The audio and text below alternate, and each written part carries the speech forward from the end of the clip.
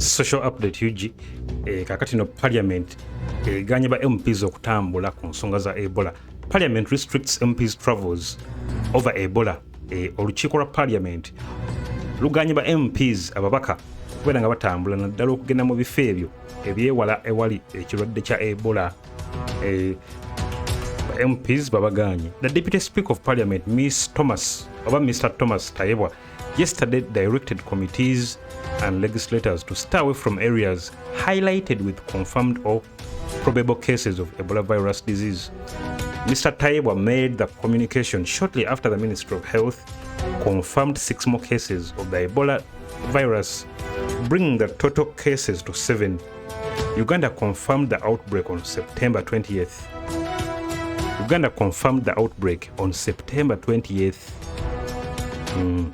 The cases are in Mubende and Chegegwa districts. The ministry is also investigating other 7 probable cases.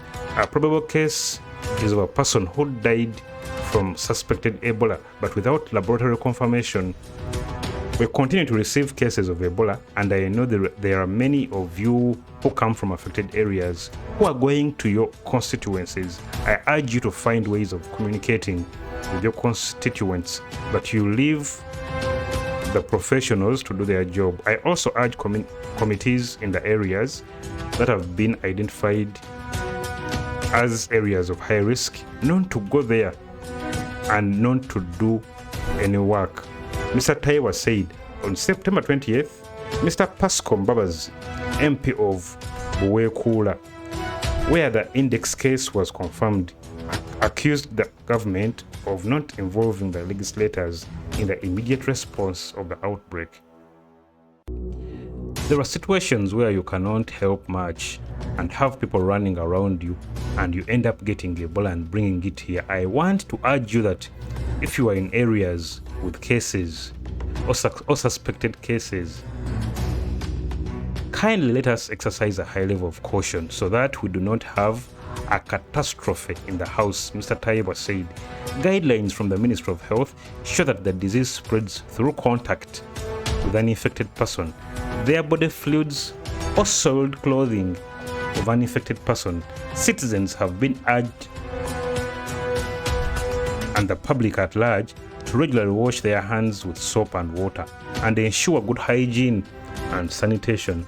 By press time, the government had not issued any travel restrictions within the country. In a September 28th statement to the State House, or to the Parliamentary House, the Minister of State for Health, Ms. Anifa Kawoya, said there was no need for travel restrictions, saying the country remained open. Uganda is safe and all national and international travelers are free to travel to and fro and within the country.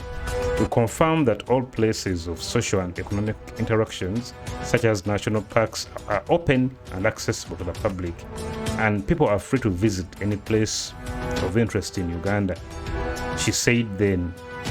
On September 20th, the British High Commission in Uganda updated its travel advice, warning its citizens and intending travelers of the outbreak. In the parliament yesterday, Prime Minister Robin Anabanja put the number of deaths at 2.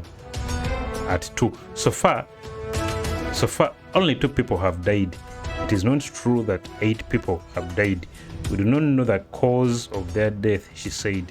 Responding to queries of misinformation surrounding the disease, Mr. Henry Chibalya of Bugabula South, Ms. Nabanja, said the government has reactivated the district task forces in Muwende, Kakumiro, Chegegwa, Kasanda, Mityana, Gomba, Kampala, and Wakiso, on who will be trained on how to communicate appropriately. The National Task Force and the activated district task forces are due to meet on Sunday in Mubende,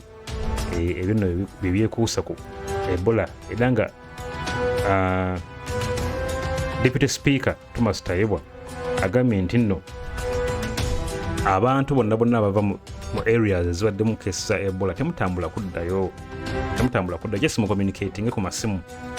Tell me what you think in the comments. Don't forget to subscribe and hit that bell button. Peace.